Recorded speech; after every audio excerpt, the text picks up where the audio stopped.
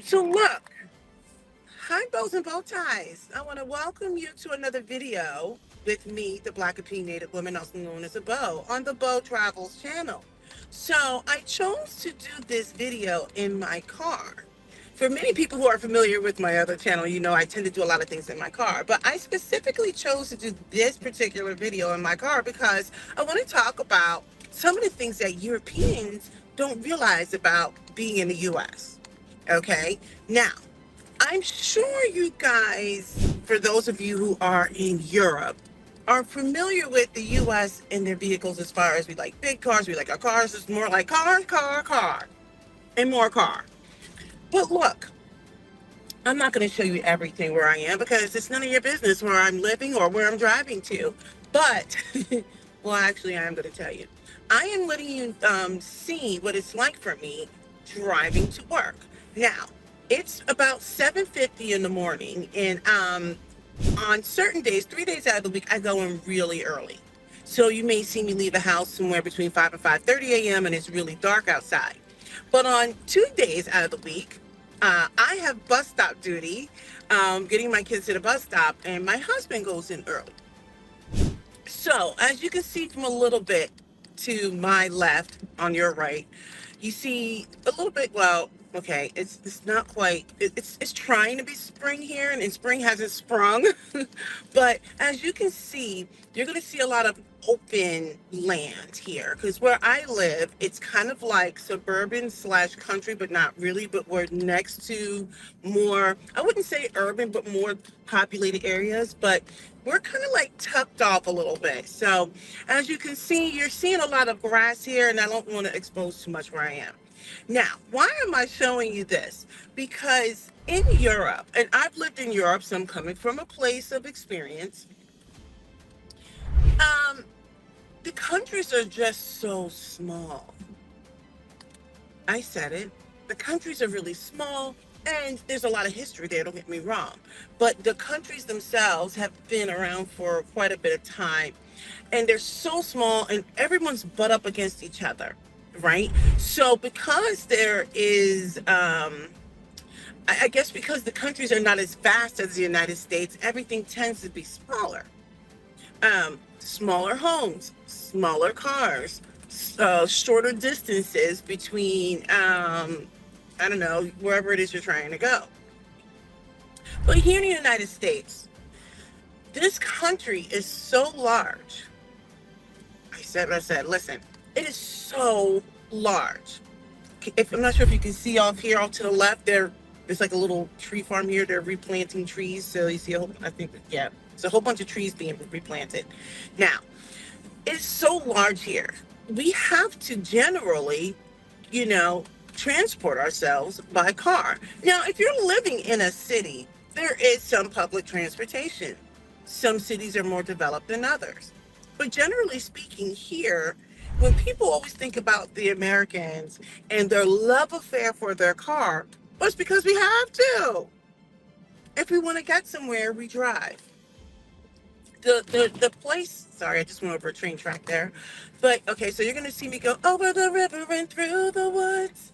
Okay, so there's gonna be a little bit of a windy road here, and I wanted you to just come with me, just ride along with me.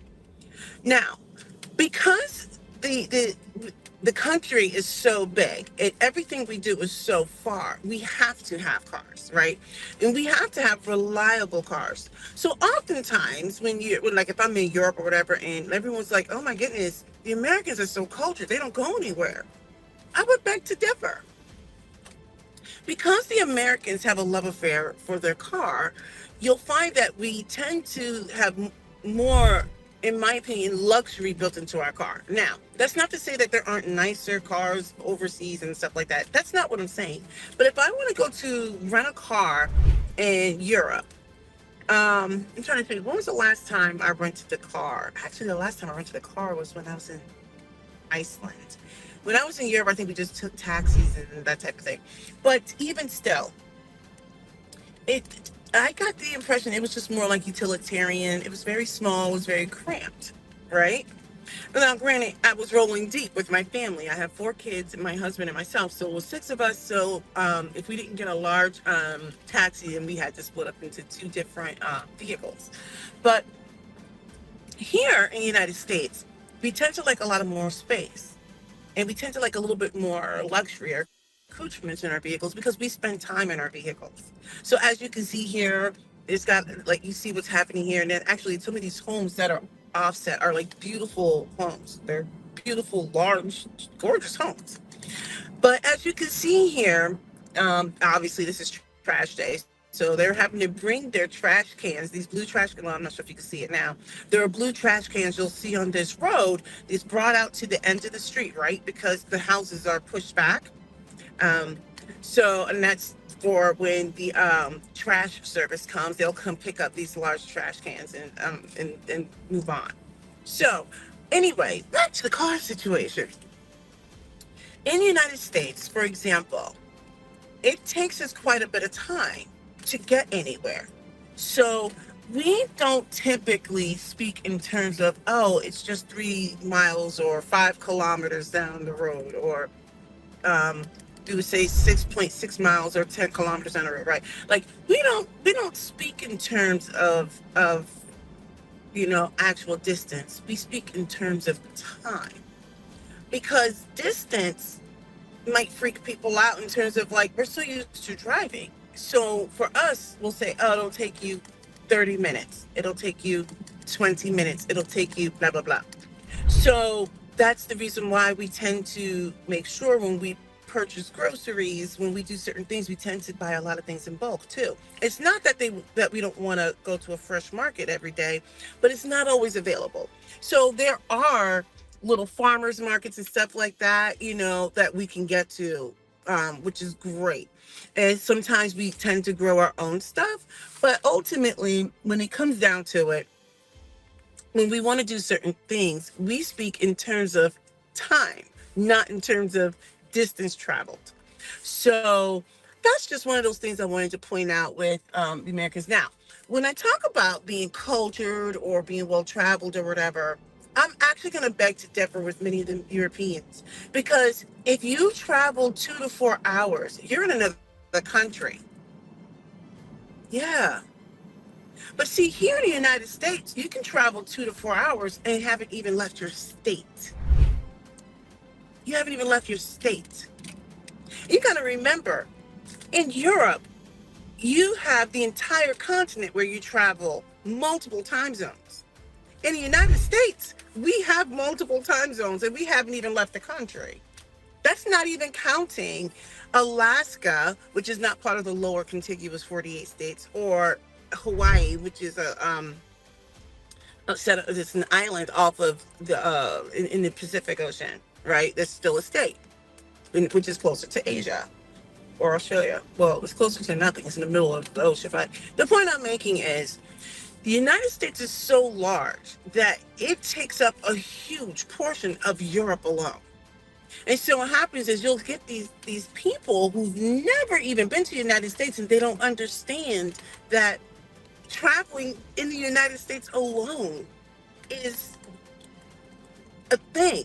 There's so much to see here. So a lot of people who live here who are in the United States, they don't feel compelled to get a passport, because they know if they go to the southwest portion of the United States, they're going to see a large Mexican contingent. If you like near Texas and Texas and Arizona and California and maybe a little bit further north. And they know if they go to the Northeast, the farthest tips, you go to Maine, you're going to be near Canada, and it might be colder, and you're going to be able to lobster fish and stuff like that. If you go to the lower southeast, you have Florida, you have Miami, you have like a large Cuban population, you have a large Latino population, you have so much. And then of course there's like New York City on the East Coast, you have Los Angeles and California on the West Coast. You have the national parks. It goes on and on and on. We have the mountains. That's why we can also ski in the United States. We have good skiers in the United States, not just Europe. We have Americans that ski. We've got Americans that swim. We have like hot climates, cold climates. We have it all. There's a reason why we're always competitive in the Olympics, right? Because we have all of the different environments here. We have the desert. We have suburbia. We have what you see in Hollywood and on TV, that suburban lifestyle. We have that here too. We have plenty of that. But we also have plenty of people who are living on farms and homesteading, just like in Europe. And so a lot of times people will say that Americans are so uncultured. Well, I would actually push back. It's just not maybe European culture based off of the European standard. But when Europeans come here, they don't even realize, like, oh my goodness, there's so many different accents. They don't realize, like, wow, New York City is just like one little piece of the United States. Same thing with Los Angeles. As you can see here, I'm on one of the highways here. It's not a major highway, but it's a decent highway. It's a highway. And I'm going to be exiting shortly to get on a smaller highway. So, I could show you some of the landscape. This is probably not a good view of it because I like to protect my privacy as well. But I wanted you to get an idea of what does this look like when someone is getting up and going to work in the morning. Now, some people live closer, some people live farther away. My typical commute to work is about 30, 35 minutes. But depending on traffic, it could be 40, 45 minutes just because of where I live. Okay. But most of my commute can be straight highway or I can take back roads. So where I live, I like to have a certain type of pieces. There's a certain lifestyle I'm looking for. I like quiet. I like suburbia. I like proximity, but I still like to be tucked away. So I want proximity to everything, but I like to be tucked away. Anyway, I just wanted to go back to talking about, when Americans are staying stateside. What you'll find is that when the summer comes, you'll see many Americans tend to want to migrate towards the South because we have all kinds of beaches. Yeah, we have all kinds of beaches. We have all kinds of places that we like to go. And because of how this country is so large and vast, there's times when people are not necessarily going to the beach. Where they're going is maybe they have a house that maybe their family passed on or something. I don't know, but they have a lake house. So they will travel to their lake house and get on their little canoes or whatever, and they will boat around the lake. People will go to other places where they get to stay off, maybe where there's a little bit of a woods, but they have like a lake and there's other activities centered around that environment, but they like a level of seclusion. So that's just one of the things I wanted to point out is that here in the United States, if you're living in New York, I'm just going to use New York as an example, to get to Florida, did you guys know, if you take a look at the map, it would take about a day, day and a half of driving. You can do it in a day. Just to get to a decent spot in Florida, Orlando. That's where Disney World is. You have to travel a good day, day and a half. Oftentimes you'll see people lay over, like I live in Maryland. One time, I haven't done this in a while. I don't even go to Disney anymore. And I would not be driving anymore because I can't with my family. They drive me crazy. But one time, instead of flying, we actually drove to Disney and we stopped and laid over in Savannah, Georgia. And I recommend visiting Savannah, Georgia, by the way. That took us, I don't remember how many hours, maybe 10 hours, maybe I think about 10 hours of driving. And then we spent an afternoon there. We got up early in the morning and we drove to Savannah, Georgia. We had lunch and dinner there. We walked around the town. It was beautiful. We had a great time. The next day we got up in the morning. We continued on our journey to Orlando. And I don't remember how many hours it was from Savannah to Orlando. But it may have been 4 hours, 5 hours. I don't remember. The point is, for those of you who are living in Europe, if you look at where I sit, just from Maryland to Orlando, Florida, That's how long it took me to get there by driving. Driving. So, also, to fly there, it'll be about 3 or 4 hours from here. I just wanted to give some perspective. So that's the reason why when Americans go over to Europe, we look at these as these tiny little countries. And we try to take in as much as we can because we know 3 to 4 hours, depending on what state you're in the United States, you're not even out of your state. It's just so far.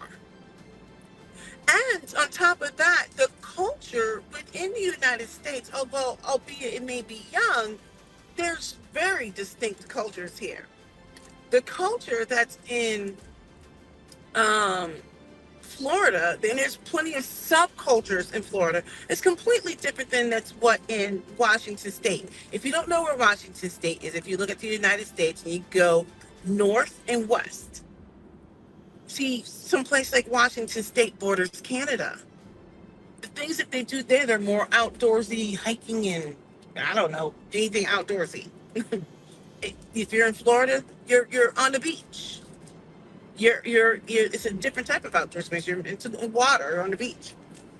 So when you look at what happens even inland now, for those states that are in the United States that are not on coastal, because a lot of times we jokingly call those the flyover states because they're big and vast, and we like to say they're boring just because we know that they're huge states and it takes forever to get through them. But there's all kinds of things in these states, right? But we call those the flyover states. Those states, let me tell you, for many Europeans, if you got in a car, you're like, well, where are we now? I'm like, you're still in the state. You haven't left the state yet. We're still here. So, or you can look at some place like Texas. If you don't know where Texas is, look at the United States, go south and go more west, or to your left, is a huge, I don't know, it looks like look, you'll know it's Texas because it's the only one like itself. People from Texas like to make sure you know that they're from Texas. When you think of Texas, you think of barbecue, you think of country, you think of cowboys and cowboy hats. And they're not the only place like that, but I'm just trying to give you an example. They also border Mexico. There's so much to offer there.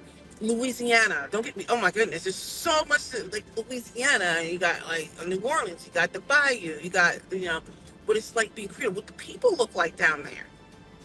Black people look a little different down there in the Bayou. A lot of French influences if you look at their history. Um, yeah. So there's a lot of different cultures in the United States. So when you talk about culture, we can push back on that. Did you know we can push back and say like, oh, you don't know the U.S. culture? U.S. culture isn't a monolith because it's so big. The different cultures. You got cowboy culture, city culture, suburban culture, mountain culture, desert culture, flyover state culture, suburban. We have so much here. Different peoples. You have a heavy Latino presence. Those who are in the north, you border Canada, this completely different world. It's like they're almost indistinguishable between the U.S. and the United States. Those who are on the border, they're like the same people. One just happens to be on the Canadian side, one's on the U.S. side. You got like East Coast culture, most certainly, versus the West Coast culture. The cultures of the people, where they come from. The Latino population in Florida is going to be completely different than the population that's in California or Mexico. Florida has a large Cuban population. And when you're on the East Coast, did you know that we tend to, when we want to get away, you know how you guys may go to Ibiza, Bodrum, and Ibiza from Spain or Bodrum from Turkey or Mallorca or someplace on the Med or I'm having a brain dump here. Um, we go to the Caribbean, at least here on the East Coast.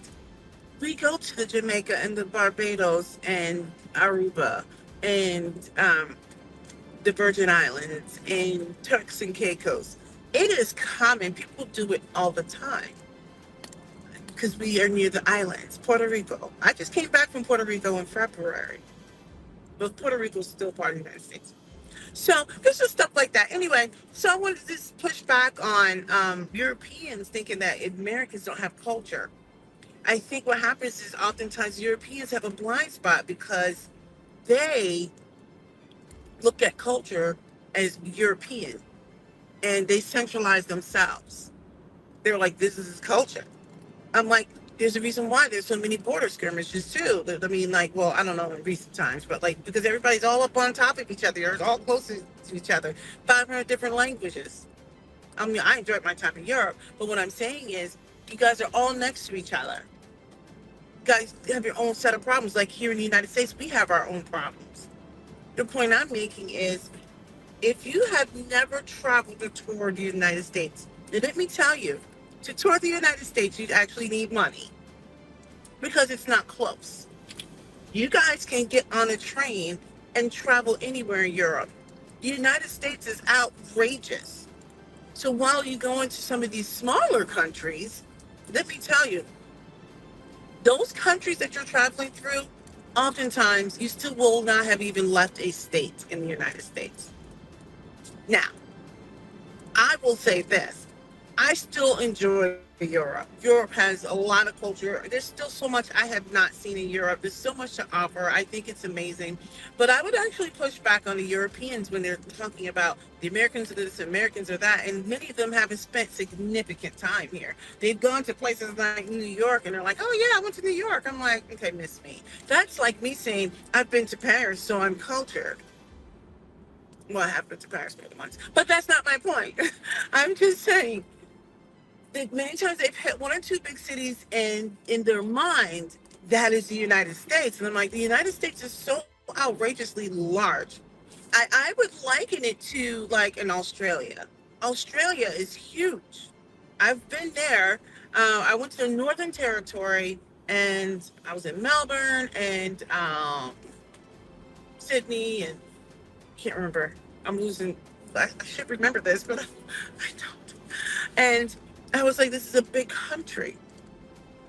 But the way these maps are drawn, oftentimes, I think that it's not actually really conveying how large these land masses are. Anyway, getting back to the culture thing, when you think about music here in the United States, we have regional, like for example, if you're into like rap has a different sound if you're coming from New York versus if you're coming from what we call the dirty, dirty South. It has a different sound. And then the West Coast rap during the Snoop Dogg era, that was a different sound.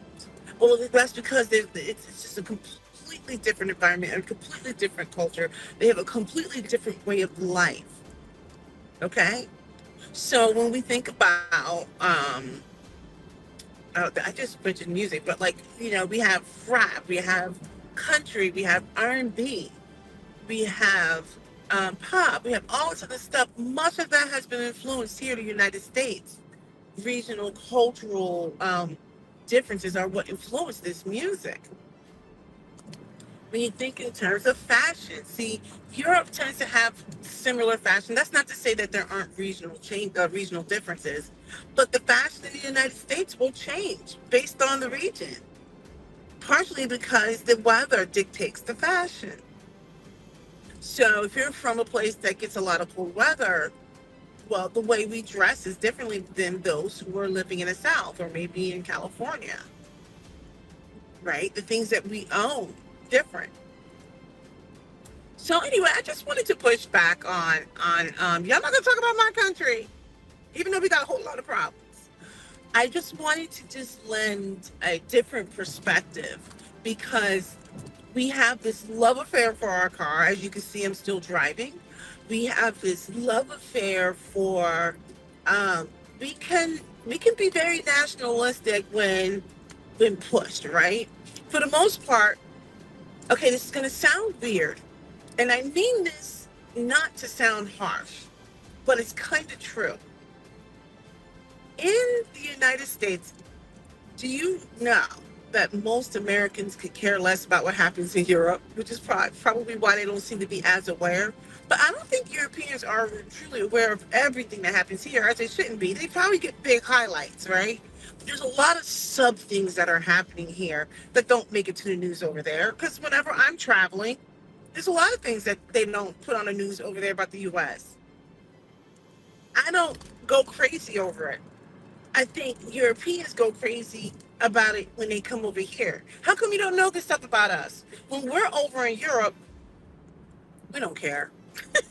We don't care what you know or don't know about the US. We don't. And that's probably a cultural thing. Like, we're doing us, right? We're like, okay, it is what it is. And you know what happens? When we think, like, I've heard so many times, especially people from the South, when they hear about what Europeans think about them, they're like, I don't care. I'm living my life. Then they start getting into the whole like history and war and stuff like that. They're like, that's why you guys over there were over here. I'm like, okay. Excuse me. Anyway, the point is, many Americans could care less about what is happening as far as if you are highlighting them or not. They don't care. They don't care. There's a reason why, excuse me.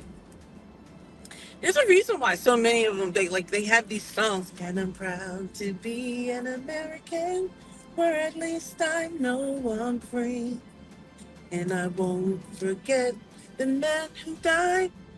Excuse my singing.